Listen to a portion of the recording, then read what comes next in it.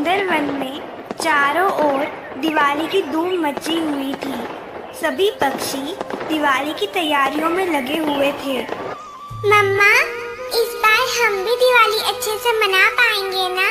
हमारे पास पैसे आ जाएंगे ना मम्मा? बोली ना मम्मा। हाँ बेटा, इस बार दिवाली के मेले में मैं भी पटाखे बेचूंगी। शायद इसी से हम अपनी दिवाली मना पाएंगे। आप बिल्कुल टेंशन ना लो, हम बहुत अच्छे से दिवाली मनाएंगे बेटा। टूनी के पास पैसे न होने की वजह से उसे दिवाली की मेले में अंदर स्टॉल लगाने नहीं दिया गया, जिस कारण उस बेचारी ने जंगल में ही अपना स्टॉल खोल लिया। पटाखे ले लो, पटाखे ले लो, सस्ते सस्ते पटाखे ले लो। आइए बहन जी, आप भी लीजिए। आइए भाई साहब, आप भी पटाखे ले लीजिए। देखते ही देखते टूनी के सभी पटाखे बिक गए। सभी पक्षियों को टूनी के पटाखे बहुत पसंद आए। क्या बात है टूनी, आज तुम कुछ ज्यादा ही जल्दी घर आ गई। लगता है तुम्हारे पटाखे किसी ने खरीदे नहीं है, इसलिए तो जल्दी घर आ गई हो। नहीं सुंदरी बहन, ऐसी कोई बात नहीं है। आज ऊपर वाले ने मेरी सुन ली और मेरे पटाखे लगे हाथों बिक गए। अब सोच रही हूँ कल की तैयारी कर लूँ। और कल्लू भैया आए कि नहीं? उनके तो जंगल के मेले में खूब बिक्री हुई होगी। मुझे तो पैसे की कमी की वजह से वहाँ से निकाल दिया गया। कैसी बात कर रही हो टूनी? ये भी कोई पूछने वाली बात है भला? मेरे कल्लू जी के दिए तो खूब बिके होंगे जंगल के मेले में, और तुम्हें तो वहाँ जाने भी नहीं दिया। बड़ा अफसोस हुआ मुझे ये सुन के। आज कल्लू जी आएंगे, लगता है तुमसे भी दुगना कमा के आएंगे। बस उन्हीं का इंतजार कर रही हूँ, उसके बाद हम भी कहीं घूमने जाए। सुंदरी कवि टूनी चिड़िया की सफलता से बहुत जलती थी। वह एक भी मौका नहीं छोड़ती टूनी को ताना मारने का। वह उसे बात बात पे एहसास करवाती रहती कि वह कितनी गरीब है, लेकिन टूनी उसे मुड़ के कुछ ना कहती। आ गए कल्लू जी आप? लगता है आज खूब पैसे कमा के आए हो, तभी तो इतनी देर लग गई आज आपको। नहीं सुंदरी, क्या बताऊं तुम्हें मैं। वहाँ पे तो एक से बढ़कर एक दुकान है।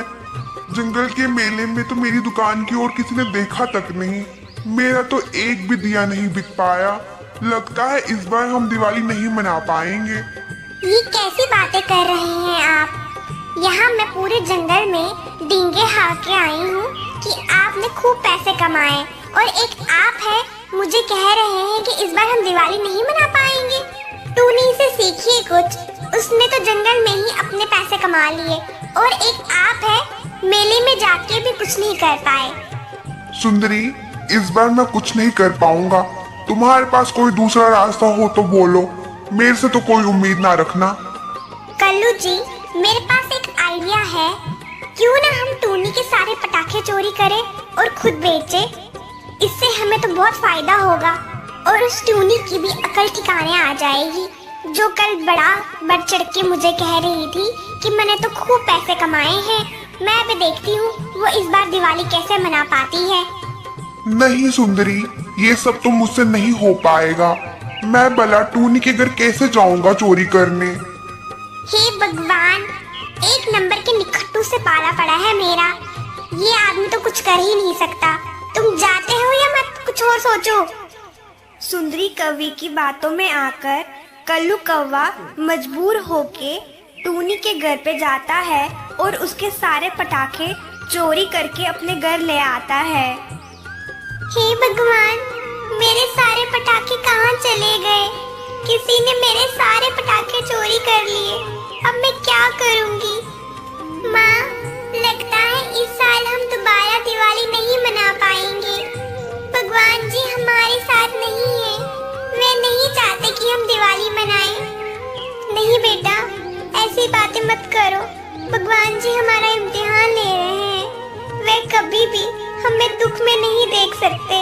वे जरूर हमारे लिए कुछ न कुछ करेंगे। पटाखे चोरी होने की वजह से टूनी बेचारी बहुत दुखी थी। वह अब मिट्टी के दिए बनाना शुरू करती है ताकि वह उन्हें बाजार में बेचे और कुछ पैसे पैसे कमा सके। वह अभी मिट्टी के दिए बना ही रही थी कि तभी अचानक से मिट्टी के बीच में से एक चिंगारी निकल के आती है। टूनी, मैं जादुई दिया हूँ। मैं कब से इस मिट्टी में फंसा हुआ था। आज तुमने मुझे मुक्ति दिलाई है। मांगो, क्या वर मांगती हो? हे जादुई दिए, आप सभी के परिवार में खुशियाँ बांटे और सभी गरीब लोग अच्छे से दिवाली मना पाए। बस मेरी यही इच्छा है। तुम्हारी इच्छा पूरी होगी। इस बार कोई भी दिवाली मनाए बिना नहीं रहेगा। सबके घर में खुशियों के दिए जलेंगे। तथास्तु। वहीं दूसरी ओर दिवाली वाले दिन कल्लू कौवे के घर में आग लग जाती है, जिस कारण उसके सारे चोरी किए हुए पटाखे जल के राख हो जाते हैं और उसका घर भी जल जाता है।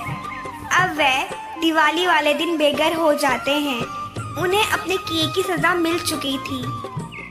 जंगल के सभी पक्षियों ने मिलजुल कर अच्छे से दिवाली मनाई।